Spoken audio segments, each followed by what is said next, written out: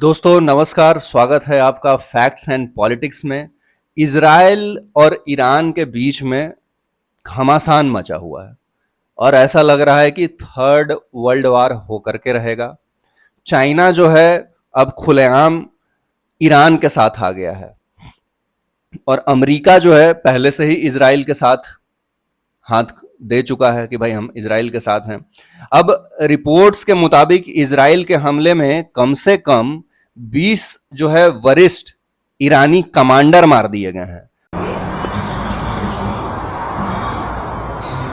Himalaya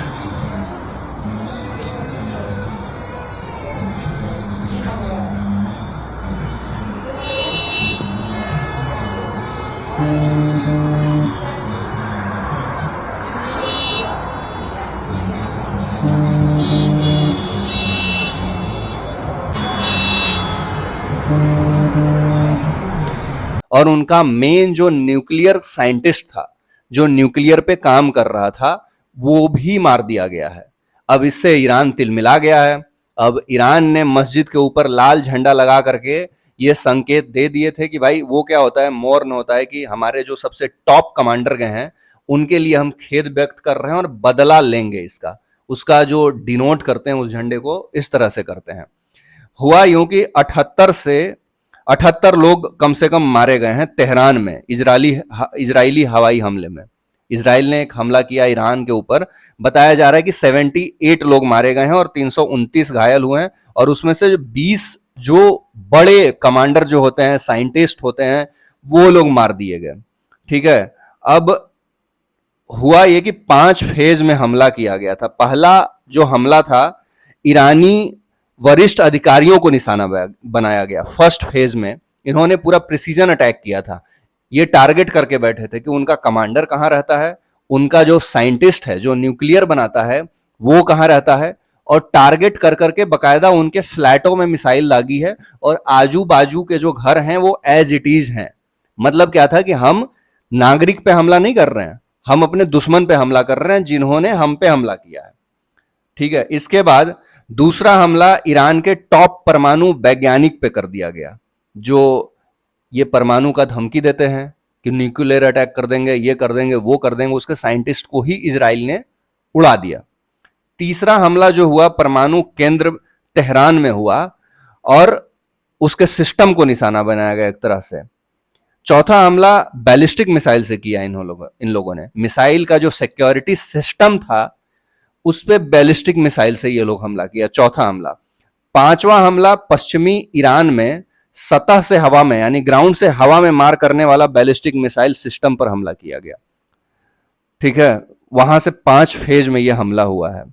Israel परमाणु ठिकानों को तबाह कर दिया, ऐसा खबर आया है भाई। अब तेहरान इससे भड़का हुआ था और वो कह रहा था कि हम बदला लेंगे। अब इसमें क्या हुआ था कि ईरान जो है उन्होंने घोषणा कर दी कि भाई अब तो हम भी करेंगे।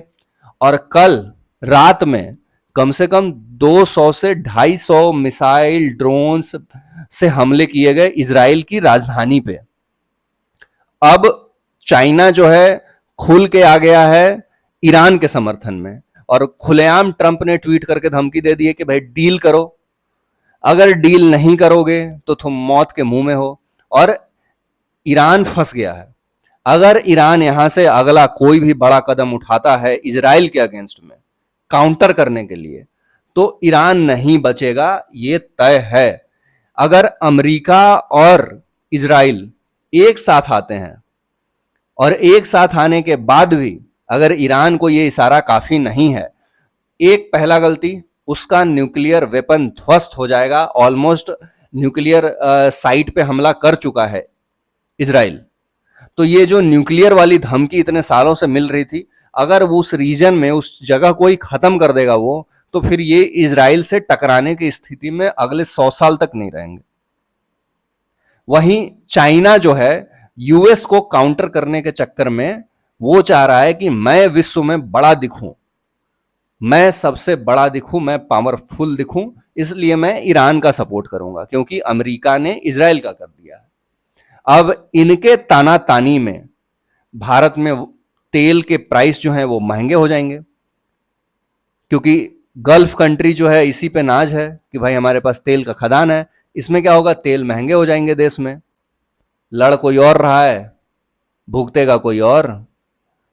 तो मेरा ये कहना है कि ईरान और इजराइल, ये दोनों की लड़ाई में भारत पे क्या इफेक्ट आएगा? भारत पे सबसे ज्यादा इफेक्ट आएगा ऑयल कंपनियों पे, जो तेल की कंपनियां हैं उस पे सबसे ज्यादा असर होने वाला है।